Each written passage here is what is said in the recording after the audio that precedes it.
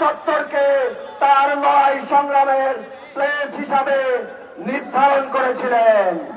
এজন্য আমরা বলতে চাই, এই শাহবাগ চত্বরকে ভারতীয় আগ্রাসনের বিরুদ্ধে, কালচারাল ফ্যাসিজমের বিরুদ্ধে শরীফ ওসমান হাদি চত্বর হিসাবে ঘোষণা করতে হবে।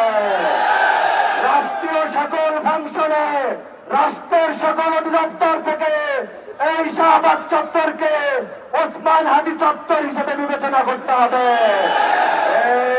এই আমার ভাইয়ের রক্ত, শহীদ হাদির রক্ত এই পিতা যেতে দেব না।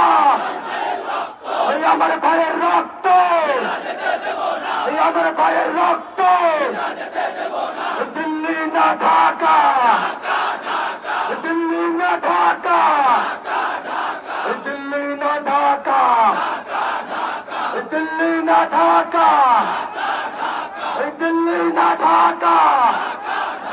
এই আমার ভাইয়ের রক্ত এই পিতা যেতে দেব না। এই শহীদ হাদির রক্ত এই পিতা যেতে দেব না। শহীদ হাদির রক্ত এই পিতা যেতে দেব না। এই শহীদ হাদির রক্ত এই পিতা যেতে দেব না। এই ভারতীয় আগ্রাসন রুখে দাও জনগণ, ভারতীয় আগ্রাসন রুখে দাও জনগণ।